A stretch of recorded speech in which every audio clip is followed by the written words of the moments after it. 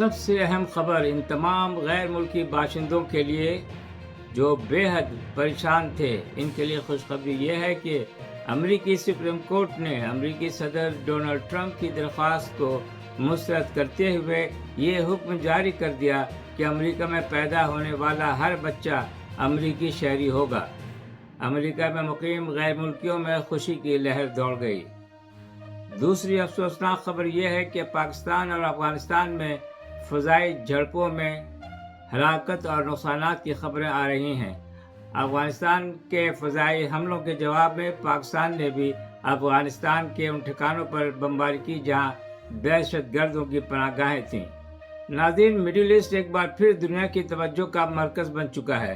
ایک طرف امریکہ اور ایران کے درمیان ملٹری ایکشن اور جوابی اقدامات کی رپورٹس آ رہی ہیں، جبکہ دوسری طرف ڈپلومیسی کے دروازے بند نہیں ہیں۔ سوال یہ ہے، کیا یہ فل اسکیل وار کا آغاز ہے یا پھر دونوں ملک آخرکار پھر سے مذاکرات کی میز پر بیٹھ جائیں گے؟ اور اس تمام صورتحال کا پاکستان پر کیا اثر ہوگا؟ آئیے اس پر بات کرتے ہیں۔ السلام علیکم، میں ہوں شاہ جی اور آپ دیکھ رہے ہیں شاہ جی کی باتیں۔ آج 1 جولائی 2026 اور بدھ کا دن ہے۔ امریکہ میں مقیم تمام غیر ملکیوں کے لیے یہ انتہائی خوشخبری ہے کہ امریکی سپریم کورٹ نے امریکہ میں پیدا ہونے والے تمام بچوں کو امریکی شہری قرار دیا ہے۔ امریکی صدر ڈونلڈ ٹرمپ کی درخواست کو مسترد کرتے ہوئے یہ فیصلہ کل سپریم کورٹ نے جاری کر دیا ہے۔ دوسری افسوسناک خبر یہ ہے کہ افغانستان نے پاکستان پر فضائی حملے کر دیے، جس کے جواب میں پاکستان نے بھی منہ توڑ حملے کیے اور افغانستان میں چھپے ہوئے دہشت گردوں کے ٹھکانوں کو تباہ کر دیا۔ ناظرین، امریکہ اور ایران کے درمیان تناؤ پھر بڑھ گیا ہے۔ ملٹری اسٹرائیک اور سیکورٹی آپریشنز کی رپورٹ نے پورے ریجن کو ایک بار پھر بے چین کر دیا۔ ایران کا موقف ہے کہ وہ اپنی قومی سلامتی اور خود مختاری کا دفاع کر رہا ہے۔ امریکہ کا کہنا ہے کہ اس کا مقصد ریجنل سیکورٹی اور انٹرنیشنل شپنگ کی حفاظت کرنا ہے۔ اس درمیان کچھ رپورٹ یہ بھی کہہ رہی ہیں کہ واشنگٹن نے دوبارہ ڈپلومیٹک کانٹیکٹ کی کوشش کی، جبکہ ایران کی طرف سے سخت موقف سامنے آیا ہے۔ ساتھ ہی دوسری رپورٹ اس بات کی طرف بھی اشارہ کرتی ہیں کہ بیک چینل ڈپلومیسی مکمل طور پر بند نہیں ہوئی، یعنی بیٹل فیلڈ اور نیگوشیٹنگ ٹیبل دونوں ایک ساتھ چل رہے ہیں۔ میرے نزدیک اس وجہ سے اس کرائسس کو صرف امن کے زاویے سے دیکھنا ٹھیک نہیں ہوگا۔ ناظرین، اگر اسٹریٹ آف ہرمز متاثر ہوتا ہے تو صرف ایران یا امریکہ نہیں بلکہ پوری دنیا متاثر ہوگی۔ دنیا کی آئل سپلائی کا بڑا حصہ اسی سمندر سے گزرتا ہے۔ اگر یہاں ٹینشن بڑھتی ہے تو آئل پرائسز بڑھیں گے، یقیناً پیٹرول مہنگا ہوگا، انفلیشن بڑھے گی اور پاکستان جیسے امپورٹ ڈیپینڈنٹ ملک پر سیدھا اثر پڑے گا۔ یہ صرف ملٹری کرائسس نہیں، یہ اکنامک کرائسس بھی بن سکتا ہے۔ پاکستان کے لیے یہ ہم سوچتے ہیں کہ یہ کہاں کھڑا ہے۔ پاکستان کے لیے انتہائی نازک وقت ہے۔ ایک طرف ایران ہمارا ہمسایہ ہے، دوسری طرف امریکہ اور گلف کنٹریز کے ساتھ ہمارے اہم ڈپلومیٹک اور اکنامک ریلیشنز ہیں۔ میری رائے میں پاکستان کو کسی بھی کیمپ کا حصہ بننے کے بجائے ایک ذمہ دار اور متوازن فارن پالیسی اختیار کرنی چاہیے۔ پاکستان کی کامیابی اسی میں ہے کہ وہ امن، ڈائیلاگ اور ریجنل اسٹیبلٹی کی حمایت کرے۔ اس میں ہمارا قومی مفاد بھی ہے۔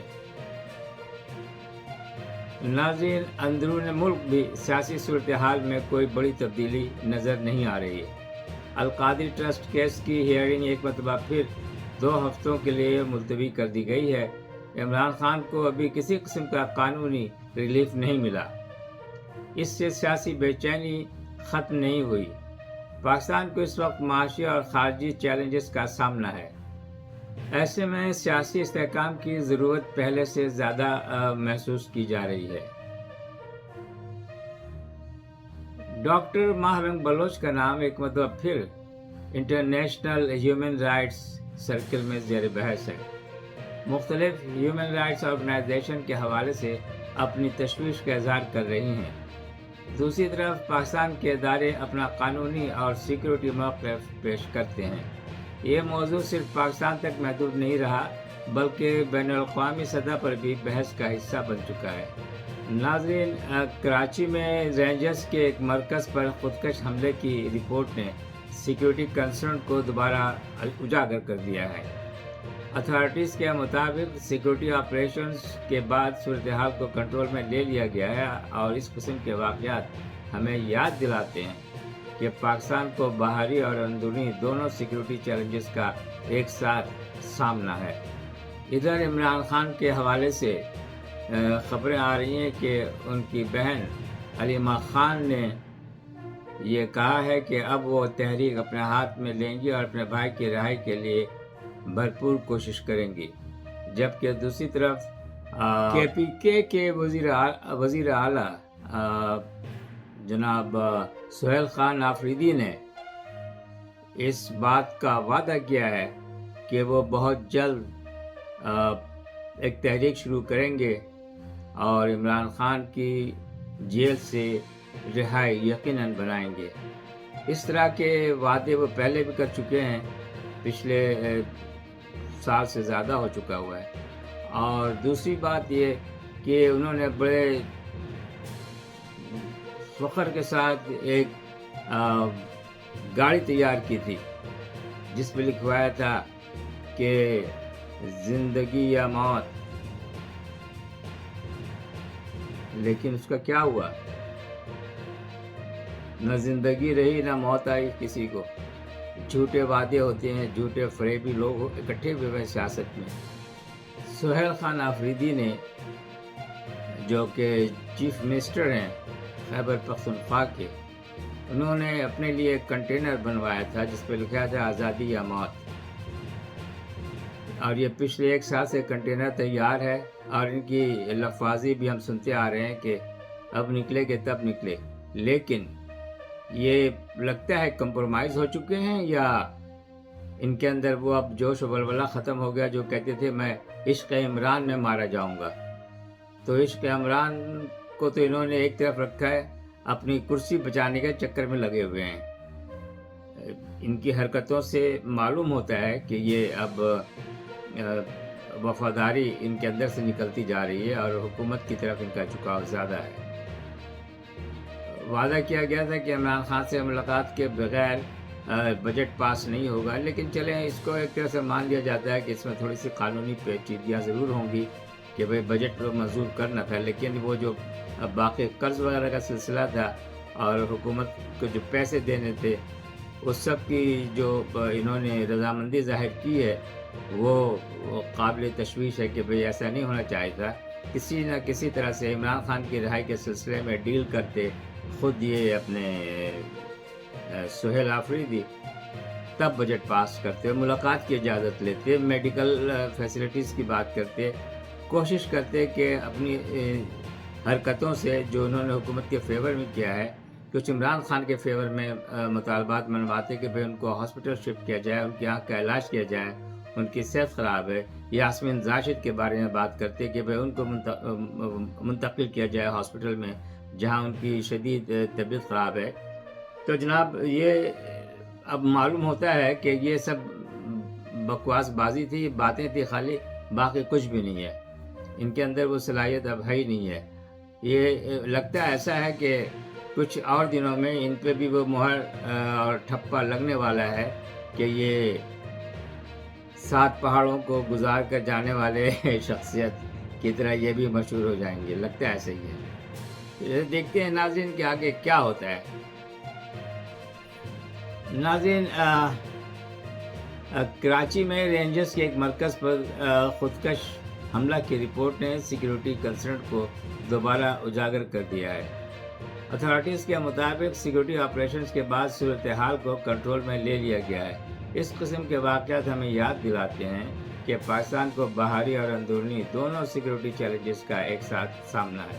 ناظرین، میری نظر میں پاکستان اس وقت 2 مورچوں پہ کھڑا ہے۔ ایک طرف مڈل ایسٹ کی تیزی سے بدلتی صورتحال ہے اور دوسری طرف اپنے اندر کے سیاسی اور سیکیورٹی چیلنجز۔